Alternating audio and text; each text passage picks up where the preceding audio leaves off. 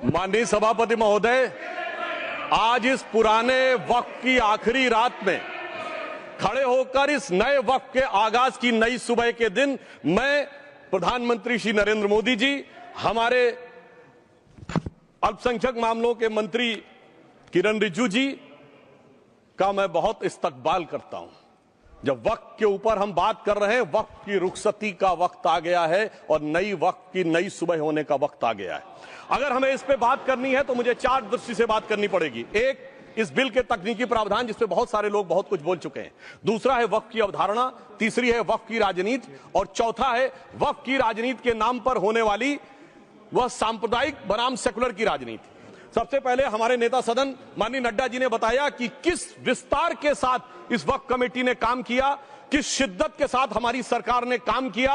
और चाहे वक्त कमेटी के जेपीसी के चेयरमैन हमारे उस सदन के सदस्य जगदम्बिका पाल जी रहे हो, हमारे मंत्री जी रहे हो, सबने जिस शिद्दत से काम किया है, तो उनके लिए मैं माननीय प्रधानमंत्री जी अपनी सरकार की तरफ से कहना चाहता हूं कि उन्होंने एक इबादत के भाव से काम किया है। तो मैं कहना चाहता हूं, इबादतों की तरह मैं ये काम करता हूं, अपने फर्ज को झुककर सलाम करता हूं, फिर भी आप खिलाफत कर रहे हैं। तो तेरी मुखालफत से निखरती है शख्सियत मेरी, मैं सियासी दुश्मनों का भी बहुत एहतराम करता हूं। तो इस एहतराम के साथ मैं अब आगे का बयान शुरू करता हूं और मैं ये बताना चाहता हूं कि एक बड़ी सिंपल सी बात है जो अभी माननीय नड्डा जी ने भी कहा। दुनिया के तमाम मुस्लिम देश बता दिए, इस्लाम की धर्म स्थली सऊदी अरब, सबसे बड़ा मुस्लिम देश इंडोनेशिया, जहां खलीफत रही वहां टर्की, और जहां आईएसआईएस का इलाका वहां इराक और सीरिया, वहां कहीं भी कुछ भी नहीं है ऐसा, फिर भी हमारे यहां क्यों है कैसा। तो मैं कहना चाहूंगा सभापति महोदय, एक हिंदी में कहावत होती है, नया मुल्ला प्याज ज्यादा खाता है, परंतु यहां तो जो गैर मुल्ला प्याज बहुत खा रहा था और इतना खा रहा था कि आंसू निकल रहे थे गरीब मुसलमान के भी और देश के भी। इसलिए मैं कहना चाहता हूं सभापति महोदय, अगर छोड़ दीजिए भारत की बात करिए, तो क्या ऐसी कोई शक्ति सिखों के पास है, ईसाइयों के पास है, यहूदियों के पास है, पारसियों के पास है? नहीं है। छोड़ दीजिए, इस्लाम के अंदर आइए। अगर इतना भाईचारा है तो ये सुन्नी वक्फ बोर्ड और शिया वक्फ बोर्ड अलग क्यों है मेरे भाई?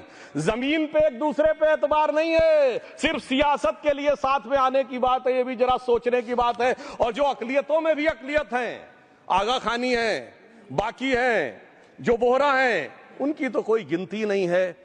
हमारी सरकार ने पहली बार मुस्लिम समाज के अंदर भी ईमानदारी से सबको समान प्रतिनिधित्व देते हुए एक नई सुबह के नए वक्त का आगाज किया है। इसके लिए मैं सरकार को बधाई देना चाहता हूं। और सिर्फ ऐसा ही नहीं है, मुस्लिम समाज के अनेक लोग इस प्रकार के नियमों से बहुत प्रभावित हुए और बहुत प्रताड़ित हुए, जिसके अनेक उदाहरण बहुत लोगों ने बताए होंगे। मोहम्मडन एजुकेशन सोसाइटी कोल्हापुर का केस है, ईदगाह मैदान हुबली का केस है, जिसपर सुप्रीम कोर्ट ने साफ साफ उसको हुबली धारवाड़ म्युनिसिपल कॉर्पोरेशन को वापस कर दिया।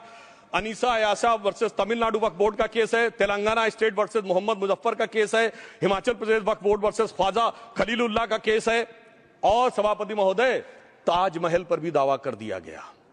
अब तो मैं पूछना चाहता हूं, सुप्रीम कोर्ट ने अपने जजमेंट में कहा कि भाई शाहजहां के जमाने का लिखा फरमान लेके आइए, तब हम मानेंगे कि इस पे कोई दावा है या नहीं। आप सोचिए कि अगर ये वक्त का कानून इसी ढंग से चला होता तो क्या होता। अभी हमारे जॉन ब्रिटास जी और मनोज झा जी ने बहुत सारी बातें बोली थी, एक प्यास की बात बोली थी, उन्होंने उड़ीसा के ग्राहम स्टोन्स का जिक्र किया था, तो उसमें तो कांग्रेस की सरकार सीबीआई की इंक्वायरी नहीं कर पाई थी। मगर जब ताजमहल का उल्लेख आता है सभापति महोदय, तो एक प्यास मुझे याद आ जाती है। जब शाहजहां जेल में था और दूर से उस ताजमहल को देखता था और उसे सिर्फ एक सुराही पानी मिलता था और उसने औरंगजेब से कहा एक सुराही पानी और भिजवा दो, तो जानते उसने मना कर दिया। तो दुखी होकर शाहजहां ने फारसी में लिखा, ए पिसर तू अजब मुसलमानी, जे पिदरे जिंदा आप तरसानी, आफरीन हिंदुआन सदबार, जे देहंद पिदरावा मुर्दा देवम आप। मतलब तू कैसा मुसलमान है जो जिंदा बाप को पानी के लिए तरसा रहा है? तुझसे तो आफरीन 100 बार उन हिंदुओं को है जो पितृपक्ष में मरे हुए बाप को भी पानी देते हैं। और सभापति महोदय, मैं बताना चाहता हूं कि ये हमने ईमानदारी से मुस्लिम समाज के कल्याण के लिए बात की है, क्योंकि एक तरफ खड़ा हुआ है ईमानदार मुसलमान जो शराफत के साथ ईमान को गले से लगाए हुए हैं, और दूसरी तरफ कुछ चंद सरमाएदार हैं जो उस अमानत में खयानत करके शरारत के साथ उसके झंडा बरदार बनना चाहते हैं। तो ये मुकाबला किसके बीच में है? ये शराफत अली और शरारत खान के बीच में मुकाबला है। हमारी सरकार शराफत अली के साथ खड़ी है, हमारी गरीब मुस्लिम के साथ खड़ी है। ये गरीबों गुर्बत वाले गुर्बत अली और सरमाएदारे वाले गाजी खान के बीच का इलाका है। मगर मैं कहना चाहता हूं महोदय, एक बात मैं बहुत स्पष्ट रूप से कहना चाहूंगा, इन जरूरतमंद मुसलमानों की लड़ाई के लिए मैं कह सकता हूं कि ये गरीब मुसलमानों के दिल की कसक और कट्टरपंथी वोट के ठेकेदारों के मन की ठसक के बीच में हमारी सरकार ने उस कसक का साथ दिया है, जिसके लिए मैं मानता हूं गरीब और पसमानदा मुसलमान निश्चित रूप से उनका आभारी होगा। हाँ, मगर जब इसकी बात आती तो भी माननीय खड़गे जी भी बोल रहे थे, माननीय संजय सिंह जी भी बोल रहे थे, मनोज झा जी भी बोल रहे थे कि साहब आपके यहाँ वो कितने पुजारी हैं और कितने किस वर्ग के पुजारी हैं। तो मैं उनको बताना चाहता हूं केवल अकेले जूना अखाड़े ने पिछले साल 71 SC ST लोगों को महामंडलेश्वर बनाया है। अरे आप तो हमारे सदन में बैठे हुए बाल योगी उमेश नाथ जी नहीं दिखते। वैसे तो कहा जाता है जात ना पूछो साधु की, मगर मैं बताना चाहता हूं विश्व हिंदू परिषद के 50,000 से अधिक पुजारी ट्राइबल्स में जो शेड्यूल कास्ट है जो काम कर रहे हैं। मगर मैं हद अदब से पूछना चाहता हूं, बताइए मुल्ला मौलवी मुफ्ती मुकर्रम बारी हाफिज में से कितने पसमंदा हैं? उसमें कितने जुलाहा अंसारी घोसी बताइए मिरासी कितने हैं? बाकी छोड़िए, पर्सनल लॉ बोर्ड में है क्या? अरे वक्फ बोर्ड में है क्या?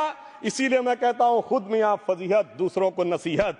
अगर ईमानदारी से बात करनी है तो उस पर आगे। मगर मैं एक बात और कहना चाहूंगा कि हमारी जो सरकार ने नाम दिया है, इसको उम्मीद नाम दिया है।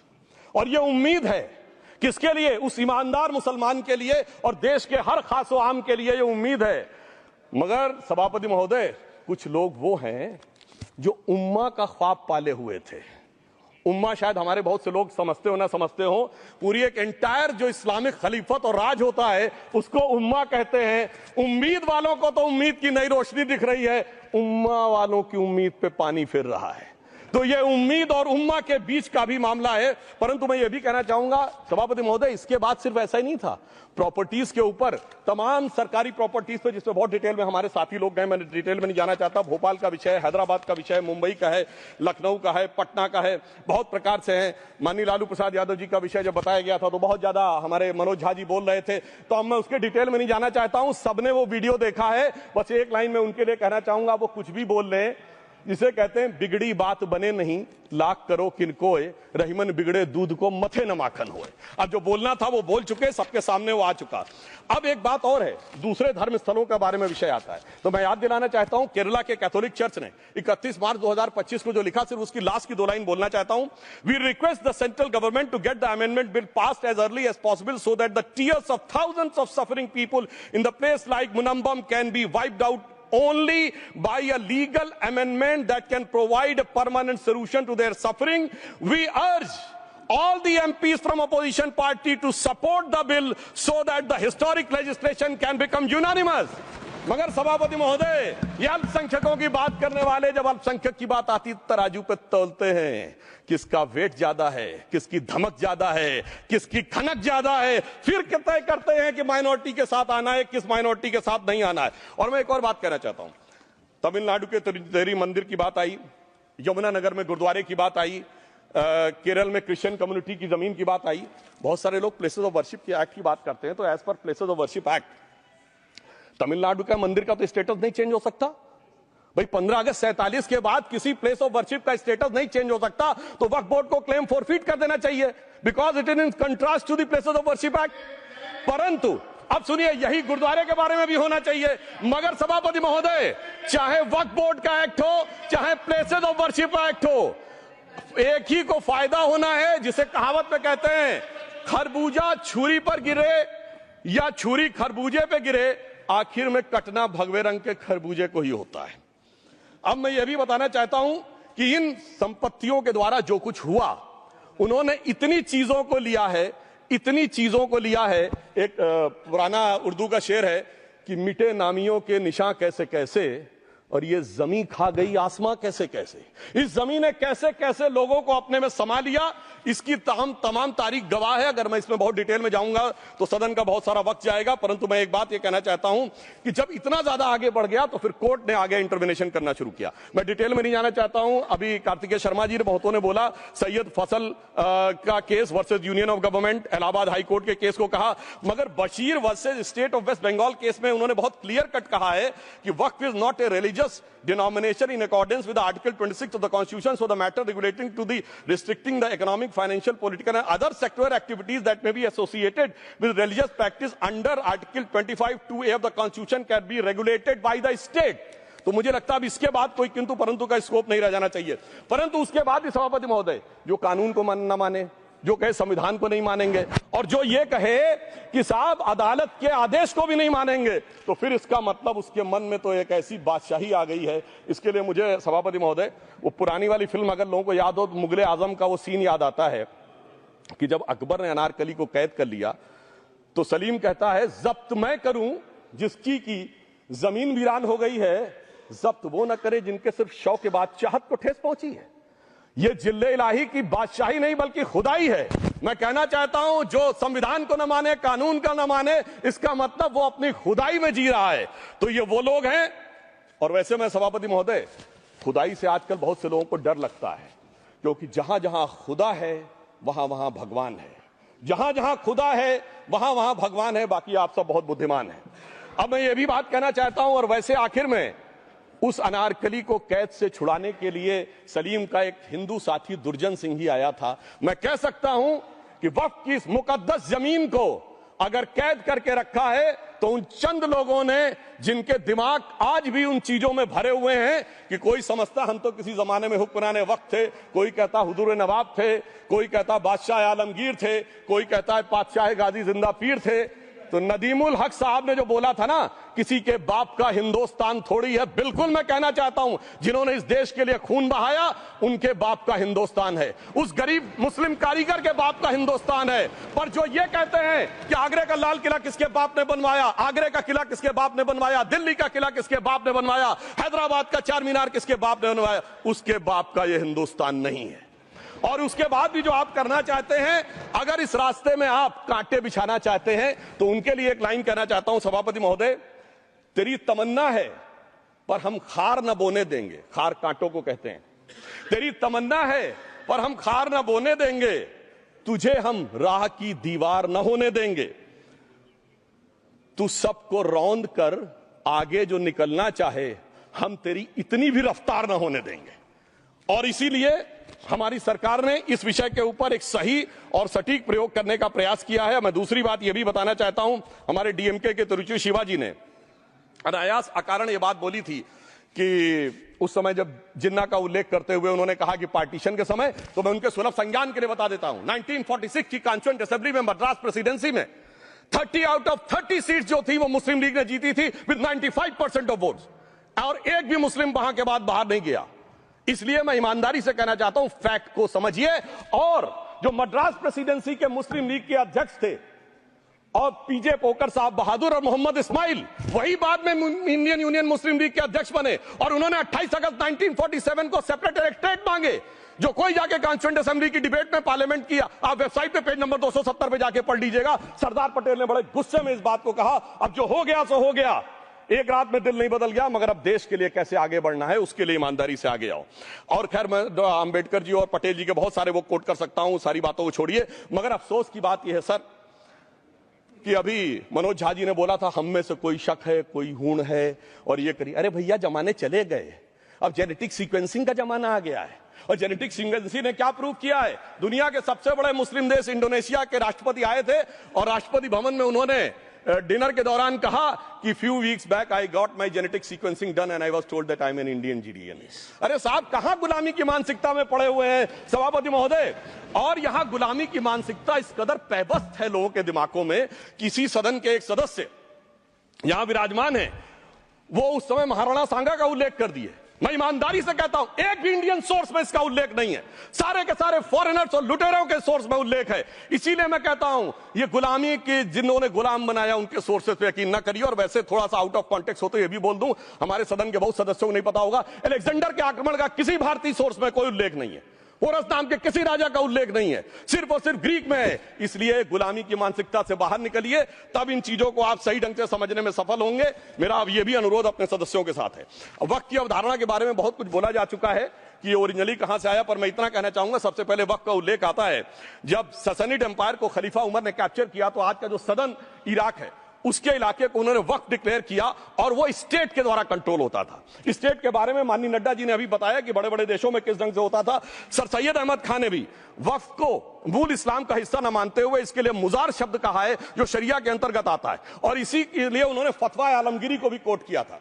और इसीलिए 1894 की जो प्रिवी काउंसिल का जजमेंट जो आया था वो वक्फ अल औलाद के खिलाफ आया था। मगर सभापति महोदय 1906 में कलकत्ता कांग्रेस अधिवेशन में कांग्रेस ने प्रस्ताव पारित किया कि प्रिवी काउंसिल के जजमेंट में कुछ गलती है, इसे बदलना चाहिए, क्योंकि 1904 में जिन्ना कांग्रेस को ज्वाइन कर चुके थे। इसलिए मैं कहना चाहता हूं फिर 1913 में वो जजमेंट बदला गया। हमारे सदन के बहुत से सदस्यों ने इस सदन और दूसरे सदन में बोला है, मैं एक सेंटेंस बोलता हूं लगेगा जैसे वही लोग बोल रहे हैं। वर्ड ये है, कोट है, since the bill was introduced to administer the Muslim law for Muslims, so the question of public policy does not arise। लगता है जैसे हमारे कोई सदस्य बोल रहा हूं। सर, ये मोहम्मद अली जिन्ना ने अप्रैल 1913 में he is used this word while moving the report of the select committee to the Imperial Legislative Council। Sir 1913 से 2013 तक भाषा ही नहीं बदली और आज भी भाषा नहीं बदल रही है। हमें ईमानदारी से, और उस समय यूपी और बंगाल ने उसका विरोध किया था। आज यूपी और बंगाल के लोग किस तरीके से साथ में है वो पूरी तरीके से दिखाई पड़ता है। इसलिए हम ये कहना चाहते हैं, हाँ एक प्रश्न बहुत उठाया जाता है कि केवल मुस्लिम ही वक्फ को क्यों दान दे सकता, ऐसा वक्फ बोर्ड में क्यों संशोधन किया गया। मैं ईमानदारी से कहना चाहता हूं, ऐसा नहीं कि मैं इस्लामिक मामलों का बहुत बड़ा आलिम फाजिल जानकार हूं, मगर इस्लाम में बहुत साफ मान्यता है कि जो गैर मुस्लिम है उसकी इबादत अल्लाह कबूल नहीं कर सकते, उसकी दुआ कबूल नहीं होगी तो दान कैसे कबूल होगा। साहब हम इस्लामिक भावना का सम्मान कर रहे हैं। हमारे अल्पसंख्यक मंत्री गए थे तो वो मदीना में एक डेफिनेट लेवल तक जा सकते, उसके आगे नहीं जा सकते। अगर इबादत की इजाजत नहीं है तो साहब जायदाद की इजाजत कैसे हो सकती है। मुस्लिम भावना का सम्मान है, और अगर है तो कोई मुल्ला मौलवी मुफ्ती मुकर्रम बारी आज आके बता दे कि कबूल हो सकती है दुआ, तो हम दान भी कबूल करने के लिए तैयार हैं। और तो और छोड़िए साहब, जब आप कहते हैं कि हर चीज हलाल होनी चाहिए, तो साहब हलाल करने की प्रक्रिया नहीं, हलाल करने वाला भी मुस्लिम होना चाहिए, तब वो हलाल होता था। तो मैं पूछना चाहता हूं साहब, काटने के लिए तो हलाल होने के लिए मुस्लिम जरूरी है और बांटने के लिए बगैर मुस्लिम के भी हलाल होगा, ऐसा तो नहीं हो सकता। तो जो हमारी सरकार ने किया है वो मुस्लिम भावना के सम्मान के लिए किया है। और जहां तक मैं कहना चाहूंगा, हिंदू समाज के बारे में बात करते हैं, हमारे यहां कोई प्रॉब्लम नहीं है। हमारे यहां कोई ऐसा नहीं कि हज पे कोई गैर मुस्लिम नहीं जा सकता। हमारे देखिए कुंभ में 50 लाख विदेशी आए थे और किसी से नहीं कहा या कन्वर्ट हो जाओ। इसलिए मैं कहना चाहता हूं, हिंदुइज्म की धारणा और बाकी धारणा का जो तुलना करने का प्रयास करते हैं वो बहुत उचित नहीं है। मगर सभापति महोदय, इस वक्त ने कई अद्भुत नजारे दिखाए। इस्लाम में जो काफिर से ज्यादा मुशरिक और शिर्क को बुरा माना गया, नहीं जो भगवान को माने ही नहीं। यहां देखिए वो लेफ्ट के लोग जो कहते धर्म एक अफीम है, वो आज खुदाई खिदमतगार बन के खड़े हो गए। सोचिए कैसा बदलाव आया है। और सर मुझे एक और चीज नजर आती है, एक पुराना गीत था, वक्त ने किया क्या हसी सितम। तो आज मैं कहना चाहूंगा, वक्त ने किया क्या हसी सितम कि मुस्लिम लीग और शिवसेना मिलके हो गए हम। और मैं कहना चाहता हूं, ये मुस्लिम लीग वो है जिसने सेपरेट इलेक्टोरेट की मांग की थी, और इस शिवसेना के उबाटा के हमारे इस सदन के एक सदस्य हैं। और सर हमारे साथ मुरली जी बैठे हैं, मुरली देवड़ा जी ने मुझे याद दिलाया, उन्होंने मिलिंद देवड़ा जी ने याद दिलाया, उन्होंने कहा एक जमाने में उन्होंने कहा था मुस्लिमों की नागरिकता छीन लेनी चाहिए। इसीलिए मैं कह रहा हूं, वक्त ने किया क्या हसी सितम, ये दोनों मिलके हो गए हम। और मैं इसके बाद एक टेक्निकल बात करना चाहता हूं। जब इन्होंने टाइम ड्यूरेशन हटा दिया था और बैक में पीछे जा सकते थे, तो मैं पूछना चाहता हूं सर कि जब ब्रिटिश हुकूमत आई तो उसने तो मुगलों सारी हुकूमत ले ली थी, तो उनका मालिकाना हक कैसे हुआ। सर 1707 के बाद तो इस्लामी हुकूमत दिल्ली से खत्म हो गई थी। एक आखिरी मुगल बादशाह शाह आलम के लिए तो बोला जाता था सल्तनते शाह आलम दे लाल किले ते पालम, यानी आज का आईजीआई एयरपोर्ट। तो साहब उसके बाद ये गुजरात के सूरत से लेकर लखनऊ तक उनका मालिकाना हक निकलने कहां से लगा।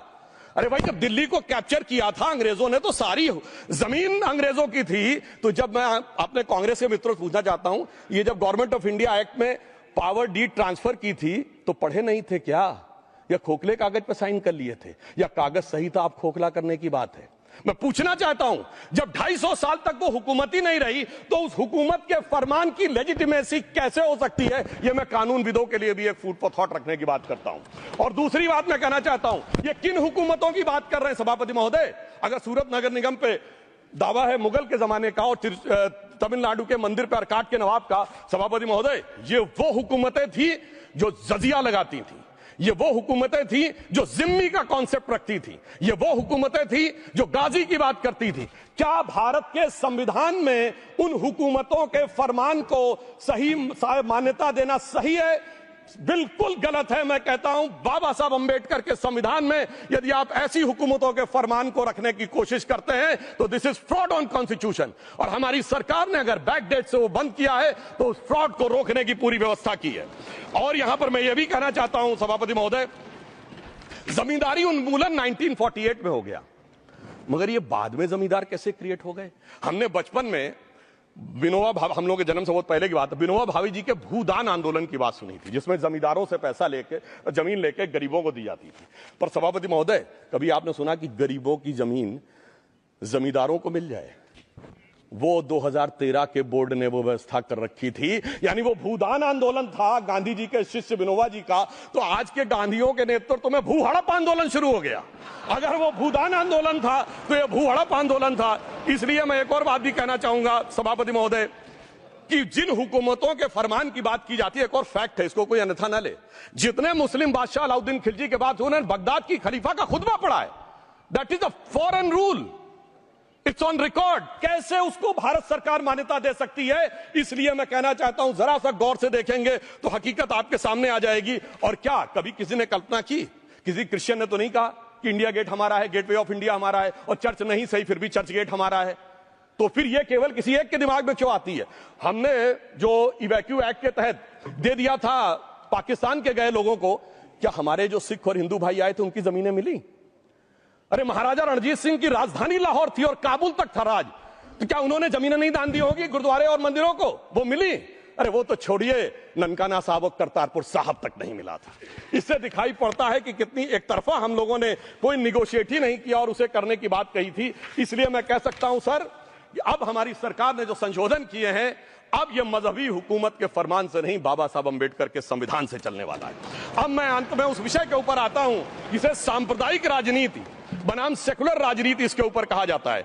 सभापति महोदय, मैं बताना चाहता हूं कि जब आजादी मिली उसके बाद क्या किसी ने डिमांड किया था कि हमें वक्फ बोर्ड चाहिए? नहीं किया था। फिर क्यों 54 में दिया गया? किसी मुस्लिम ने डिमांड किया क्या कि मदरसे चाहिए? फिर क्यों दिया गया?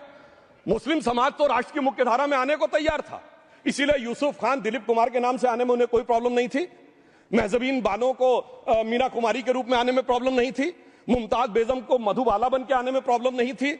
हामिद अली को अजीत के रूप में आने प्रॉब्लम नहीं थी। मगर और मैं यह भी बताना चाहता हूं, मुस्लिम समाज में बहुत बड़ा तबका उस समय इस बात को सोच रहा था, और अभी कपिल सिब्बल साहब बोले ये उस चीज के वकील नहीं, इन्हें पता होना चाहिए, पता होगा कि सुन्नी सेंट्रल वक्फ बोर्ड राम मंदिर में 1961 में मुद्दई बना है, 12 साल के बाद, क्योंकि के मोहम्मद ने लिखा है कि एक बहुत बड़ा तबका था जो ये मानता था कि हमें इस चक्कर में नहीं पड़ना चाहिए। मगर अफसोस कि वही लेफ्टिस्टों, सेकुलरिस्टों ने उनको समझाकर इस मुकाम तक लाकर खड़ा कर लिया। अब यहां मैं एक और बात कहना चाहूं, खैर छोड़िए उन सरकारों ने बाद में क्या दिया, मगर उसके बाद सुनिए, इंदिरा जी के जमाने में मुस्लिम पर्सनल लॉ बोर्ड आया, तो राजीव जी के जमाने में शाहबानो केस आया, तो नरसिम्हा राव के जमाने में 95 का एक्ट आया, तो मनमोहन सिंह जी के जमाने में 2013 का एक्ट आया, मगर इलाज नहीं निकला। तो इसे एक शेर में कहूंगा कि मरीजे सेकुलर इश्क पर लानत खुदा की, मर्ज बढ़ता गया जो दवा की। अब मैं सभापति महोदय एक और बात कहना चाहता हूं, शुरू के 20-25 साल में मुस्लिम समाज के बारे में मैं कहना चाहता हूं। आज जब आजादी मिली तो मुस्लिम समाज के प्रतीक कौन थे? उस्ताद बिस्मिल्लाह खां, उस्ताद फरीदुद्दीन डागर, उस्ताद बड़े गुलाम अली, उस्ताद जाकिर हुसैन, जिनकी अभी कुछ दिन पहले डेथ हुई, बड़े बड़े नगमा निवार, हसरत जयपुरी, मजरूर सुल्तानपुरी, साहिर लुधियानवी, कैफी आजमी, जोश मलियाबादी, जिगर मुरादाबादी। अब सर क्या हो गया? तब मुस्लिम समाज इन अदब के शाहकारों के साथ जोड़ा जाता था। आज मुस्लिम समाज का नेतृत्व किन लोगों के साथ जोड़ता है? इशरत जहां, याकूब मेनन, मुख्तार अंसारी, अतीक अहमद, दाऊद इब्राहिम। कौन जोड़ रहा है ये? तब से सर, जब से ये सेकुलर हो गया देश 1976 से और सेकुलर सियासत शुरू हुई, उसने ले जाकर इनको इस मुकाम तक पहुंचाया। और इस वक्फ बोर्ड के बिल में भी जो बात कही जा रही है सर, मुस्लिम समाज को यह समझाया गया कि तुम्हें बीजेपी वालों को तुमसे बड़ी अदावत है, और कहा गया इनको बड़ी मोहब्बत है। जब यह देश आजाद हुआ, मैं उत्तर प्रदेश का रहने वाला हूं, उत्तर प्रदेश में 1931 की सेंसस में 8% रेट ऑफ डेथ थी और सैयद मुसलमानों में 24% थी। यूपी की ब्यूरोक्रेसी में 20% थे। आज कहां चले गए सब? मैं एक लाइन में कहना चाहूंगा, ये अदावत और मोहब्बत की सियासत में ऐसे फंसे कि किसी को किसी की मोहब्बत ने मारा, किसी को किसी की अदावत ने मारा, मगर इस शराफत अली को सेकुलर सियासत ने मारा। और मैं सभापति महोदय एक और बात कहना चाहता हूं कि चलिए बोलिए। Fauzia Khan, please one second, mic is there. Yes, ये बोल रहे हैं मुस्लिम समाज आज का इशरत जहां और फलाना टेररिस्ट के साथ नाम जोड़ रहे हैं। ये बिल्कुल आरोप है सर, इसको एक्सपंज करना चाहिए। ये समाज के साथ अन्याय है। ये बात आपको एक्सपंज करना होगा सर, ये बात को। एक honourable member, if you would carefully go through what Sudhanshu has said, I am sure you will appreciate his spirit. Just think for a moment. He has not cast any aspersions. Sudhanshu, go ahead. Time में जवाब दूंगा और उसके बाद ये हमारा सदन माने ना माने, जो देख रहे होंगे उनके लिए कहना चाहता हूं sir, doctor APJ Abdul Kalam. One second. काहे परेशान?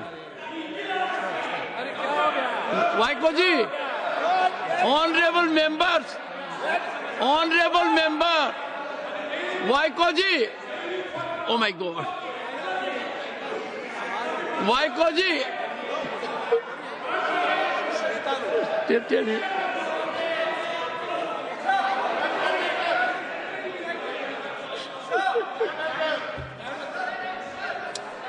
ऑनरेबल एसएम को जी हिंदी समझ रहे हैं।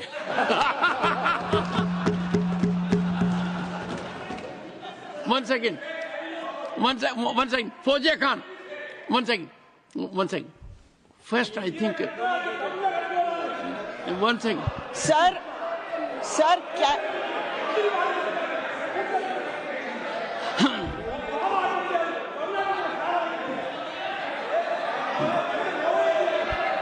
sir, it cannot be stigmatized. Yes, sir. An entire community cannot be branded like this. Fauziya Khan ji, I'll come to you. I'll give you the opportunity. Honorable Finance Minister. But one line is said. One line. No, one nimisham irungappa, please. He might be very emotional, sir, but that one line he said is objectionable, and I will seek your indulgence to remove it. He said, Tamil Nadu la kaaluvai paakren. You enter Tamil Nadu, I'll see you. No good. No good. இல்ல தப்பது தப்பு. நீங்க சொல்ல கூடாது. நீங்க அப்படி பேசுறது தப்பு. நீங்க அப்படி பேசுறது ரொம்பவே தப்பு. இந்த நாட்டுல யார் வேணாலும் எங்க வேணாலும் கால் வைப்போம். யாருக்கும் அதிகாரம் இல்ல ஒரு உயிர் மேல. Honorable Finance Minister. So sir, we this is atrocious. You set foot in Tamil Nadu and take care. What is that language? We have a Home Minister after a long time who has brought about changes unthinkable. What he said, you can be fully assured. Yes, Honorable Home Minister. Yes, Jairam ji. Minister, please. If the Honorable Finance Minister has found a statement objectionable, Jairam ji, the statement of the Honorable Member stigmatizing a whole community is objectionable. Oh. And what is worse is the chairman lending respectability to that view. Oh my. That is even worse. Honorable that is even worse. मान्यवर, सुधांशु जी ने मुसलमानों के लिए कुछ नहीं किया है, India alliance के लिए किया है। अब मैं एक एक कर कर बता देता हूं। अरे सुनो ना भाई, आप सुनो तो। अरे दिग्विजय सिंह सुनिए, मैं खड़ा हूं ना अपने पैर पर। मान्यवर, सुधांशु जी ने कहा इशरत जहान, यही एनसीपी पार्टी ने इशरत जहान के घर पर जाकर रुपयों का इनाम भी दिया था और उसको शहीद बताया था। दूसरा कहा अतीक अहमद किस पार्टी से थे? इंडिया अलायंस की। दूसरा कहा अंसारी किस पार्टी से? कांग्रेस और इंडिया अलायंस के। ये सारे नाम आपके साथ जुड़े हैं भाई। उल्टा उन्होंने तो मुसलमान कम्युनिटी से तो ढेर सारे शायरों का नाम दिया जिन्होंने साहित्य की सेवा की और ढेर सारे साहित्य की रचना की। Sudhanshu, he is not yielding now. सबसे पहले मैं तमिलनाडु का जवाब देना चाहता हूं। Yes. सभापति महोदय, तमिलनाडु से ही डॉक्टर एपीजे अब्दुल कलाम थे और मैं सारे सदन से कहना चाहूंगा डॉक्टर कलाम का नमाजे जनाजा और याकूब मेनन का नमाजे जनाजा एक ही दिन हुआ। कितने लोग याकूब मेनन के नमाजे जनाजा में गए और कितने डॉक्टर कलाम के नमाजे जनाजा में गए? डॉक्टर कलाम मेमोरियल पे कितने लोगों की फोटो है? दिखाएं मुझे, सोशल मीडिया पे पोस्ट की हो। मगर अफजल हालात का मारा था आपके एक मंत्री का ऑफिशियल ट्वीट है, वो इस सदन के सदस्य नहीं तो मैं नहीं बोल रहा हूं। याकूब मेनन की जुडिशियल किलिंग हुई आपके एक नेता का, मिनिस्टर का ऑफिशियल ट्वीट है, सदन के सदस्य नहीं है इसलिए नहीं बोल रहा हूं। और सर 26/11 आरएसएस ने कराया, सदन के सदस्य बैठे हुए हैं। हाफिज साहब और सुनिए जाकिर नायक शांति का मसीहा सदन में सदस्य बैठे हुए हैं। सर किसने जोड़ा? मैं नहीं कह रहा हूं जोड़ा, हमने किससे जोड़ा मैं बताना चाहता हूं। मैं अपनी बात, सर मैंने नाम किसी का नहीं लिया। सर आपने उड़ता तीर क्यों पकड़ लिया? सर मैंने नाम नहीं लिया, उड़ता तीर क्यों पकड़ लिया? सर मैं पूरी बात करूं। सर मैं कहना चाहता हूं हमारी सोच मुस्लिमों के बारे में और इनकी सोच में क्या अंतर है। देखिए जिन लोगों ने मुस्लिम हिस्ट्री नहीं पढ़ी उन्हें मैं बताना चाहता हूं। एक दो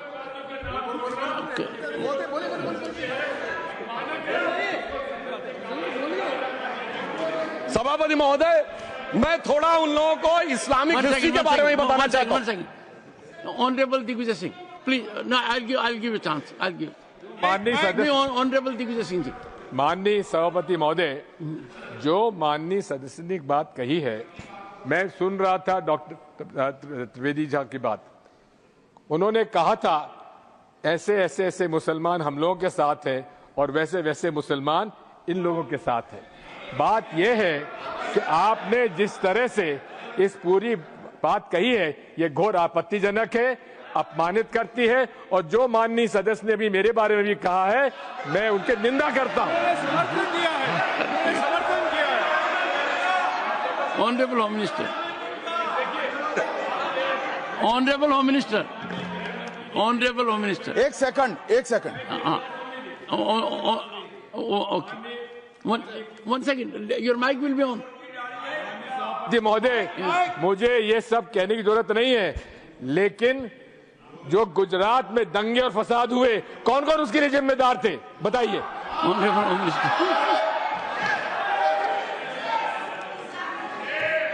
मान्यवर, मैं ध्यान से बारीकी से पूरे संवाद को सुन रहा हूं।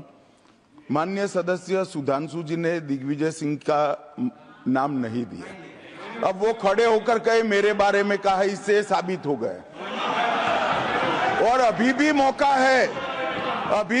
है, आपने नहीं कहा है कि 26/11 के हमले में आरएसएस का हाथ था, तो अभी खड़े होकर माइक चालू कराकर बुलवा दीजिए। माननीय, और आपत्तिजनक बात है, मैंने ये बात कभी नहीं कही है, ये आप लोगों का प्रचार है। मेरी आपत्ति इस बात की थी कि सभी माननीय सदस्य ने और बात कही है कि अब हमारे तरफ ऐसे ऐसे मुसलमान थे और वैसे वैसे मुसलमान हम लोगों की तरफ थे। ये पूरे समाज के साथ, पूरे अल्पसंख्यक समाज के साथ अपमानजनक बात है। और माननीय सभापति महोदय, आप बताइए, माननीय गृह मंत्री जी, आप वहां पर थे, गृह मंत्री थे जब दंगे हुए थे, तो आप लोगों का क्या रोल था ये जन जाहिर होम मिनिस्टर। इनको मेरा हुआ ऐसा है कि मैं ही दिखाई पड़ता हूं।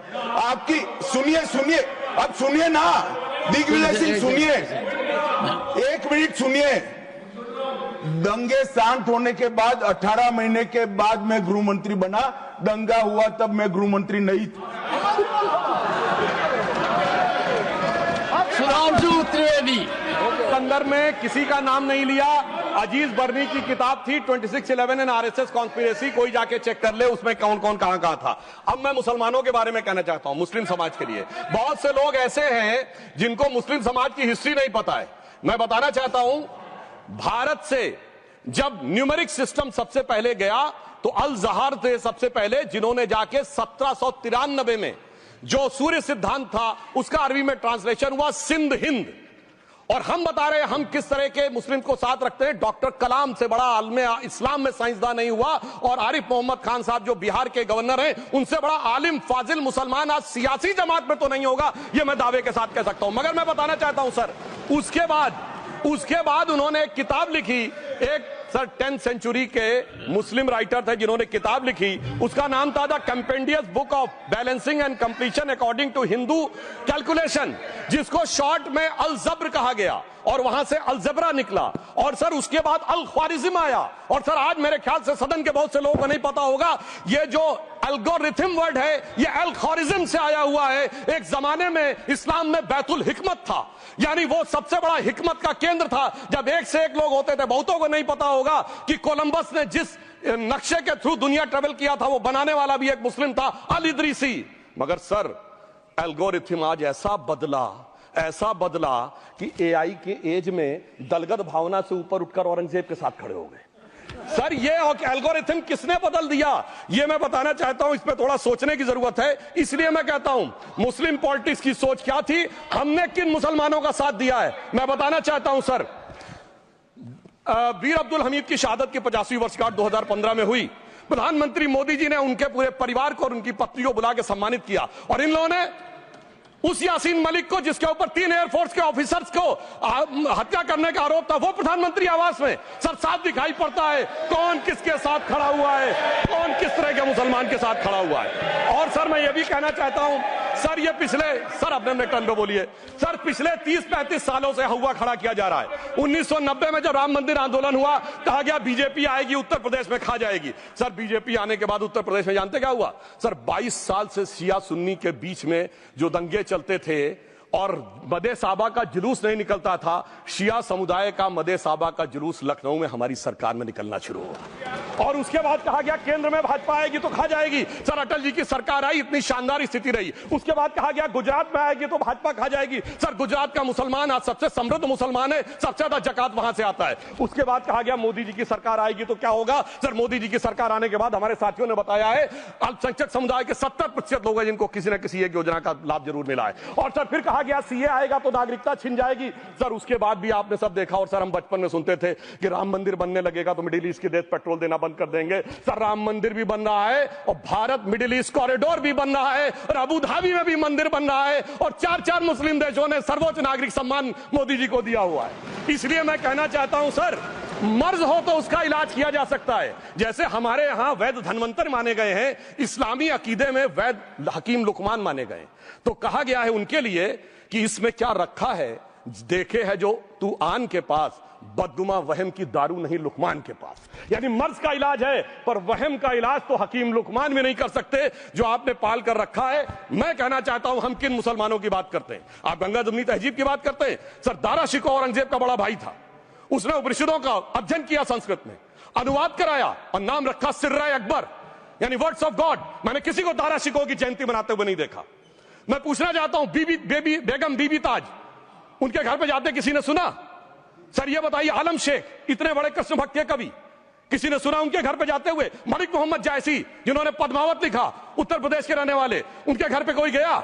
ये बताइए ब्रिगेडियर मोहम्मद उस्मान के घर पे कौन गया? आजमगढ़ में, गाजीपुर के रहने वाले थे, आज तक जाने वालों में नहीं दिखे। और मैं सर बताना चाहता हूं एक और बात, सर एक सैयद इब्राहिम रसखान हुए हैं, बहुत बड़े कृष्ण भक्त के कवि। सर जिन्होंने क्या लिखा, उन्होंने कहा मेरा अगला जन्म हो तो भी मैं कृष्ण भक्ति बनना चाहूंगा। मनुष्य बनूं तो ग्वाल बाले के रूप में, और पशु बनूं तो गाय के रूप में। उन्होंने कहा मानुस हो तो वही रसखान, बसों ब्रज गोकुल गांव के ग्वारन, जो पशु हो तो कहा बस मेरो चरो नित नंद की धेनु मजारन। सर उन्होंने कहा गायों के बीच में नंद बाबा की गायों में जन्म लेना चाहूंगा। मगर सर आज एक ऐसे नेता आए हैं इस देश में जिनको गायों से बदबू आने लगी है, तो उनके लिए मुझे मेरे मन में भाव आता है सर कि श्री रामचंद्र कह गए सिया से, ऐसा कलयुग आएगा गोपालक श्री यदुवर कुल में एक ऐसा नेता आएगा जिसे बकरे कटने में खुशबू मिलेगी, गौ माता में बदबू पाएगा। रामचंद्र कह गए सिया से कैसा कलयुग आएगा। अब सर मैं एक और बात भी कहना चाहता हूं, हम किनको मानते हैं सर? नजीर अकबराबादी को सुनिए, कृष्ण भक्त के लिए क्या कहा। सर मैं एक बोलना चाहता हूं, बुल्ले शाह ने क्या कहा? बुल्ले शाह ने कहा, अभी होली गुजरी है, उसने कहा था आज होली खेलूंगी मैं, कर बिस्मिल्लाह। उन्होंने आगे कहा, अलस्तु भी रबिकुम, प्रीतम बोले, सब सखियों ने घूंघट खोले, नाम नबी की रतन चढ़ी, सुनिएगा, नाम नबी की रतन चढ़ी और बूंद पड़ी अल्लाह अल्लाह, आज होली खेलूंगी मैं, कर बिस्मिल्लाह। तो मैं भी कहता हूं अब बिस्मिल्लाह करिए और उसके बाद हमारे इस सहयोग करिए, इस सकारात्मक उसका, वरना अल्हम्दुलिल्लाह जो हम मुसलमानों के लिए और देश के लिए करना चाहते हैं उसमें हमें सफलता जरूर मिलेगी। अंत में मैं सिर्फ यह कहना चाहता हूं सर, तमाम प्रकार की बातें यहां पर हुई, सकारात्मक और नकारात्मक, मगर अफसोस की बात यह है कि 1913 के वक्फ वाल औलाद से लेके 2013 के वक्फ वाल औलाद तक इनकी फितरत नहीं बढ़ती, क्योंकि सर ये तो पार्टियां ही अल औलाद हैं, तो इनको तो उससे बहुत ज्यादा वो होगी। पर मैं सिर्फ अंत में कहना चाहता हूं सर, अपनी सोच बदलिए। आप जिस कश्ती पे सवार होकर इस दरिया को पार करने की कोशिश कर रहे हैं, पिछले 75 साल में नहीं कर पा रहे हैं, 10-12 साल में बहुत हिचकोले खा रहे हैं, तो कश्ती और रास्ता बदलिए। तो इनके लिए अंत में एक पंक्ति कहते हुए बात समाप्त करना चाहूंगा कि इन्होंने कश्ती भी नहीं बदली, दरिया भी नहीं बदला, पर इन डूबने वालों का जज्बा भी नहीं बदला, पर है शौक के सफर ऐसा, एक उम्र हुई हमने, मंजिल भी नहीं पाई, रास्ता भी नहीं बदला। अब अगर नई मंजिल पानी है, नई मंजिल की नई सुबह देखनी है, तो मैं कहना चाहता हूं आइए सबको साथ लेकर चलिए। और एक ऐसा वक्त आया है जब मैं जो हमारे किरण रिजिजू जी ने कहा था कि मैंने एक शम्मा जलाई है हवाओं के खिलाफ, तो मैं प्रधानमंत्री मोदी जी की तरफ से कहता हूं कि हमें इल्जाम मत दीजिए, बहुत अफसोस होता है, हमें इल्जाम मत दीजिए, बहुत अफसोस होता है। बड़ी तरकीब से कश्ती यहां तक लेके आए हैं और बदल देते हैं हम दरिया की लहरें अपनी हिम्मत से, आंधियों में भी अक्सर चिराग हमने जलाए हैं। धन्यवाद। न्यूज नेशन अब व्हाट्सएप पर खबरों की ताजा अपडेट के लिए न्यूज नेशन के इस QR कोड को स्कैन करें।